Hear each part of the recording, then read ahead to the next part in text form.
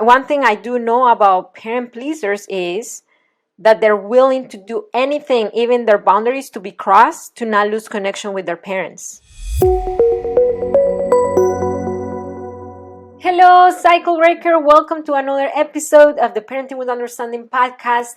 On this week's episode, we are doing part 2 of the coaching session with Crystal. She's a mom of a 3.5-year-old and a 4-month-old baby, and she's living bedtime struggles with her toddler. He wakes up in the middle of the night, doesn't want to go back to his bed. He wants to co-sleep, and he's tired all day, tantrums all day. And if you want to listen to part 1, is the episode before this one. You can go listen to that episode and come back to this one, or you can start with this one and then go to part 1. We are going to continue. Yes, those are my twins in the background, if you can hear them. We're going to continue with this coaching session. So what happened? Last week, we revealed that she feels burnt out, that she feels empty, that she feels that she needs to perform. She has the limiting belief of everything is my fault. And when her son shows up in her bedroom in the middle of the night, she feels the same. She has the same belief, and she feels a lot of things. She feels stressed out, and she even feels resentment towards her 3.5-year-old. So in this episode, we are going to move her towards a more expansive belief, and we are going to explore solutions, bedtime solutions, so she breaks the cycle of her child going to her bed every single night. And one thing that I want to tell you is that if for you co-sleeping is working for you, keep doing it. The reason why I'm helping this mom breaking the cycle of her son going to her bed every single night is because this is not working for her family. She has a 4-month-old that wakes up in the middle of the night and keeps the toddler up, and then she prefers her child to sleep in his own bed. We're going to move on to part 2 of this coaching session, but before we go there, I highly encourage you to register for my free class that is very, very soon. I'm going to provide you with the 5 shifts to go from frustration, from power struggles to peace and cooperation. Yes, it is possible. I've seen thousands of my clients doing it in HIC parenting, and I know it's possible for you. So just open the description of this podcast episode, and then there is a link in there. Just click that link, give me your best email so I can send you the Zoom link to join us, and I hope to see you there. Okay, let's go with Crystal. Okay, Crystal, so last episode we dove deep in the parent-centric piece of this coaching session. We unveiled your limiting beliefs, the pattern that's going on since you were a kid that now is transferring to your parenting. You've been learning a lot of gentle parenting strategies and tips, and those are great. And you are applying them from the generational pattern of, I need to show up perfect. I need to perform. I need to feel good enough, and everything is my fault. So I promise we're going to get to that point of, okay, what can we do with your 3.5-year-old?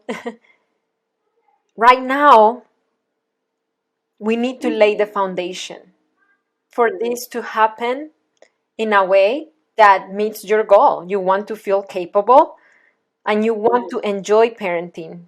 That's your goal for this session. That's what you said.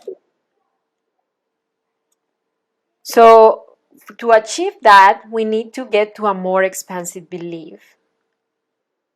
So when your son has big emotions, instead of you trying everything, I try distraction, helping them with the feelings, one-on-one connection, be intentional, limit screen time. Instead of you trying all those things to have it together, to be perfect, from the belief that everything is your fault if things go the other way, then for you to apply gentle parenting from an expansive belief that doesn't take you to that place of, I need to try everything,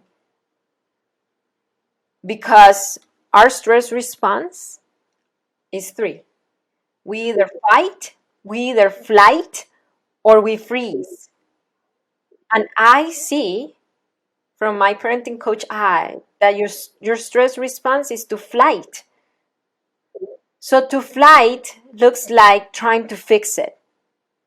To flight looks like trying to get over it as quick as possible. To flight looks like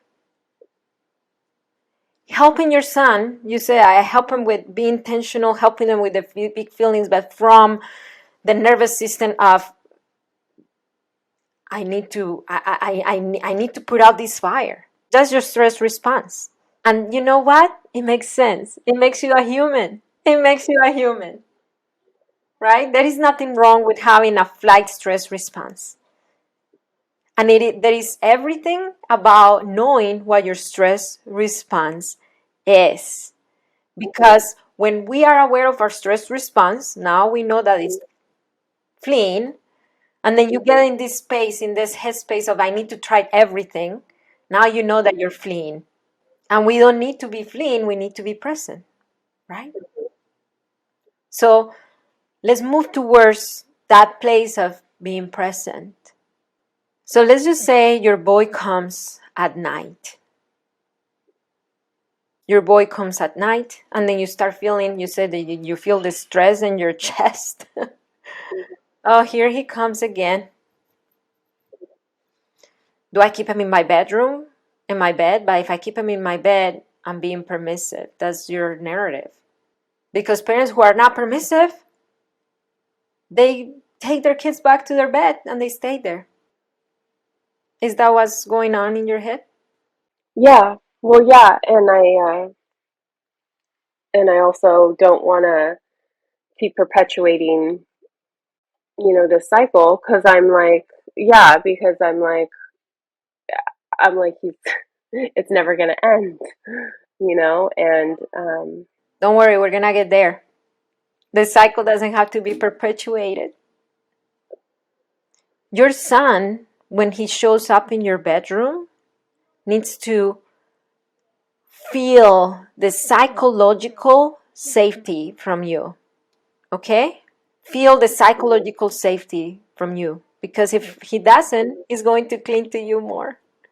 That's what kids do. yeah, So for him to feel that psychological safety, you need to be in inner safety.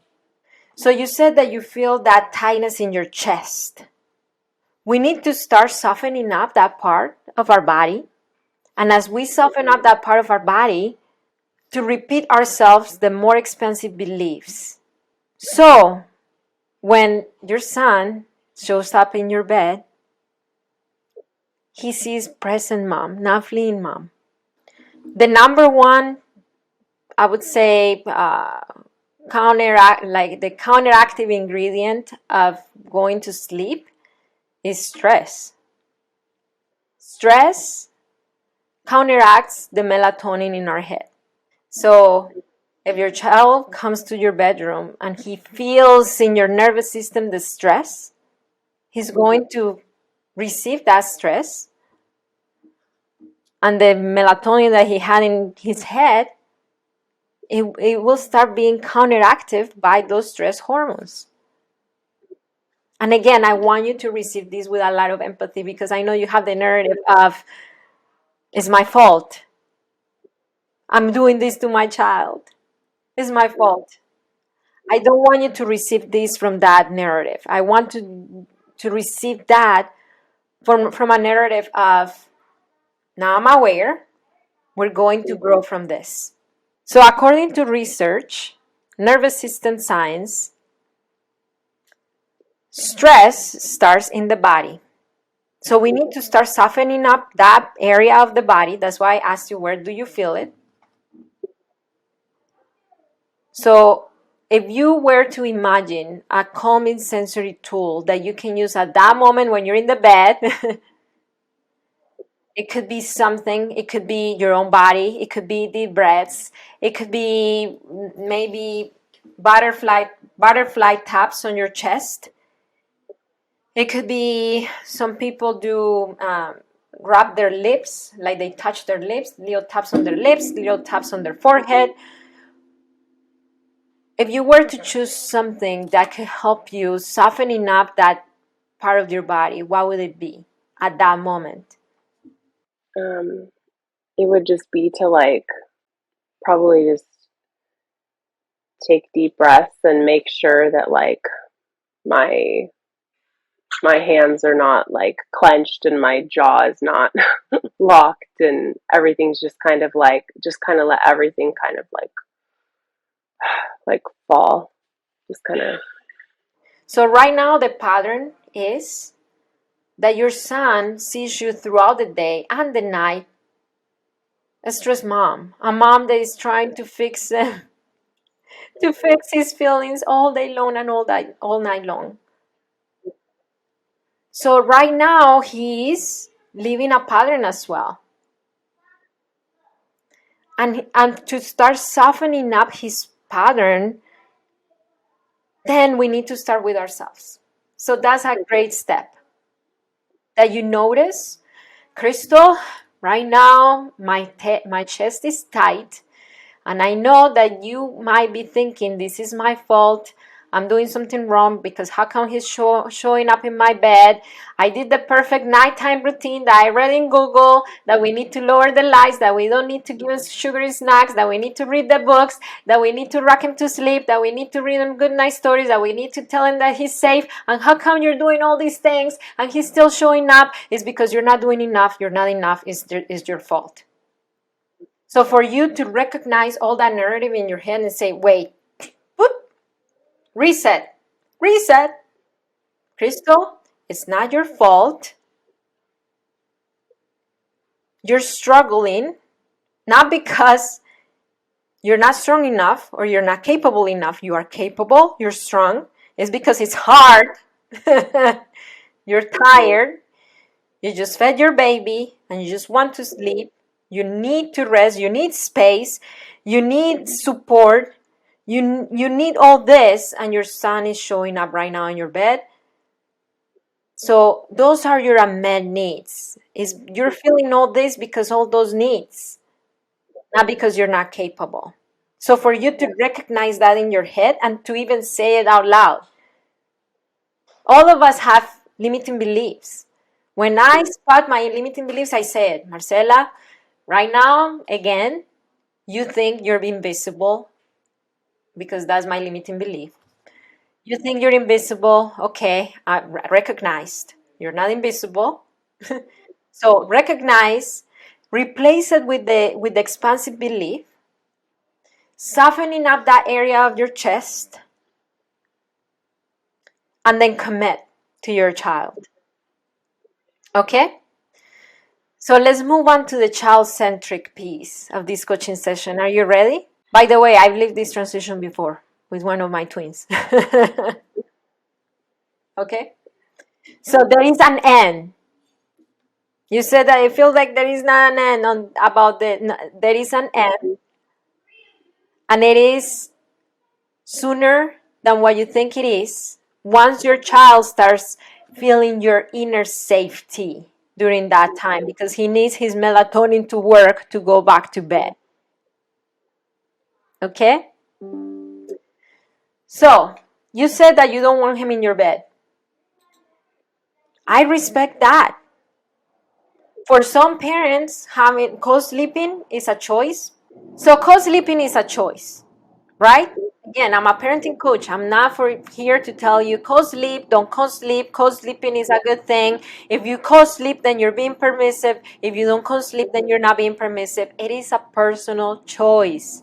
And whatever you choose to co-sleep or not, it is okay. It is what works for your family. I'm not able to co-sleep.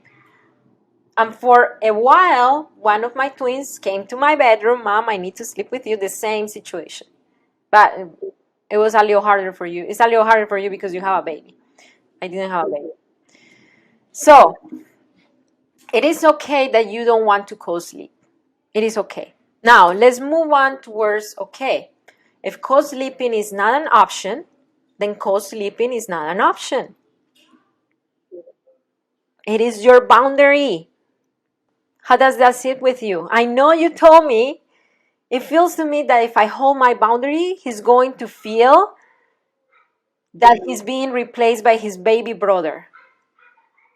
And I'm here to tell you that it's from your limiting belief of it's my fault. If I put him back in his bed and he cries, it's my fault. That's why he needs to come back to me, because and then if he's having big emotions in his own bed, then he feels like it is my fault. And that way, you've been feeling that way since childhood. So your child is not going to feel replaced by the baby if you give him his place in the family. This thought of his, if I give in to this boundary, if I let him go beyond this boundary, then he's going to feel this way, is not true. It's from your limiting belief of it's my fault. Okay? And it's highly possible that growing up, because you said that you grew up as a parent pleaser, and parent pleasers are usually people pleasers. I don't know if you're still struggle with that. One thing I do know about parent pleasers is that they're willing to do anything, even their boundaries to be crossed, to not lose connection with their parents. And that's what's happening right now. That's why you feel resentful. You know what resentment is? Resentment is a warning sign that our boundaries are being crossed. That's what resentment is. You are resenting your son because you are allowing your boundaries to be crossed. Okay? So let's go back to that moment. Your boundary is he's not going to co-sleep. And for the parents who are listening this podcast episode and you think co-sleeping is what works for your family, keep doing it. Go ahead. I'm talking about Crystal and her family dynamic. It does not work for her. Okay. So you already know that's your boundary. So what would you do from the expansive belief of my son showing up in the middle of the night does not show that does not indicate I'm not good enough. I'm good enough, I'm capable, I'm strong. This is just hard. So how would you respond to your son from that expansive belief and from this is my limit? I would just, I would be confident and believe that I can hold the boundary and allow his emotions and love him, that all those three things can coexist. That I could, um, yeah, that they could coexist. That that it doesn't mean that um, I have to um, do anything to make him comfortable or to stop the tears or to make him feel that way at the expense of me and my sanity and my feelings and my beliefs. So how does it feel saying that? I would love to be able to do that. I would love to be able um, to know that I'm capable of handling anything that happens in the night, even if it's met with big emotions, and if he might not like it, and I can still love him, even if he doesn't, necessarily like a certain boundary. So now he knows that if he begs long enough, he's gonna end up in your bed. He knows that. So let's break that pattern. Are you comfortable with role playing? Yeah, yeah. Okay. What about if you are your son and I'm Crystal? I'm so tired. It's the middle of the night and your boy shows up. Oh, okay. I feel tight in my chest. Okay, Crystal, you are safe. You are strong. You are capable. You are having a hard time not because you're not strong and capable and you're not enough, but because this is hard. I'm tired. I'm ready to go to bed. Whew. And my son right now is here. Okay. Hi, son.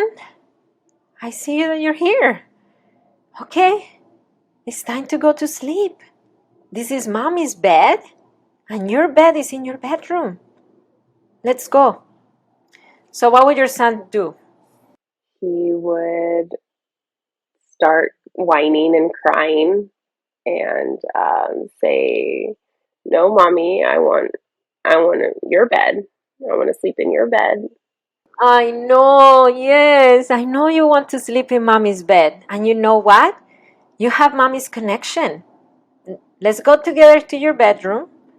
Mommy's going to stay with you maybe for 5 minutes to settle you down and then come back to her bedroom. I know it's hard. I know it's hard. I see you, I saw you looking to the, hold on, to the left. So looking to the left, what is going on for you as you look to the left? Do you have a memory or a reservation as I say this? You don't have to please me. Wherever you feel, if it feels like if I don't want to say this because it might get her uncomfortable, this is the place. No, I just know that he like it would just he would just be he would just lose it and just be crying and crying and crying, and it's just Yeah, because his nervous system is wired to right now for you to try to fix it. Okay, come in my bed. Like he knows that if he's crying long enough right now in his pattern, that he's going to end up in your bed. So he still feels safe, but he feels really uncomfortable because it's not fun when I don't get to do what I want to do, right? So this is what is possible that is going to happen, Crystal, and I want to warn you because I already lived this transition with my son. The same thing that I'm telling you right now, I lived it with my son. If that's the pattern, the first night is going to be sleepless night. A sleepless night of you taking him back to his bed every 5 seconds or maybe holding him in the living room, and you might need to tag team with your husband. So what I recommend you to do, you don't have to take my word, is your son, your family dynamic. I highly encourage you to, when you want to do, for you to start this transition on a time that your husband doesn't have to go to work at night. Because the first 3 to 4 nights are going to be like this. As your son learns that his bedroom and his bed is the place where he sleeps, he's learning. He's not getting hurt. It's not a punishment either, because your nervous system and your response is not like, are you here again? Are you kidding me? You need to go back to your bedroom right now, otherwise you're not like that. You are guiding them from a place of inner safety and interpersonal safety. He feels the safety from you and you're safe. You're safe within yourself. So he's still going to feel really uncomfortable and he's gonna cry and he's gonna feel safe, I promise you. Okay? So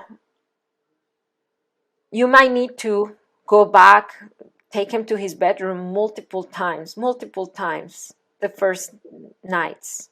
And you might need to tag team with your husband. That's why I said I encourage you for you to start this transition when he can. So for example, if he needs to work in the middle of the night the next 2 weeks, then don't do this in the next 2 weeks. Wait. Even if he's in your bed today, tomorrow, the day after tomorrow, you're enough. It's not your fault. You're capable. You're just waiting for the time to do this transition with more support from your husband. Okay? And then if it is not you, then you tell, like, okay, it's your turn. When I was in that transition with my husband, we set up times. I told him, okay, I'm going to be on from bedtime to about 2 a.m. because I'm a night owl. I'm a night owl. And my husband is a morning person. He said, okay, I'm going to take it from 3 a.m. to 5 p.m. And it's not that we were like with eyes open, waiting for the child to wake up. We just knew we were on. Okay. And that transition for us took a whole week because my son has sensory processing disorder. He has other underlying conditions. For your son, it might be less, or it might be the whole week. Bottom line, it will happen. It will happen if you disrupt the cycle from a place of, I'm not fixing it, I'm not putting out a fire, I'm just letting it be, letting that transition be. But it should be like, Marcela already told me that it's 5 days. He should be doing better by 5 days. Maybe not. Every person is different. The cycle, he's learning a new way. Okay? So this is what you're gonna see, Crystal. As the night starts to smooth out, guess what's gonna happen during the day? I would hope that it would get better because he's getting better rest. So when you're rested, when your child, let's just say you're there, this night's taken care of, and your child is rested, and your child had his full night of sleep. This poor kid is overtired. He's overtired. Like he's tired in the morning, he's tired in the afternoon, he's tired at dinner time, at lunch. He's tired all day because he has poor night of sleep. Because even being in your bed, touching you, waiting for like the baby wakes him up too, that's not a good night of sleep. So as he starts having a good night of sleep, I say from experience as a mother and from experience with my clients who have bedtime struggles and overcame them, the good night of sleep, that physical need met, is going to impact the day behavior. Because when children are tired, are overtired during the day, they're hyper.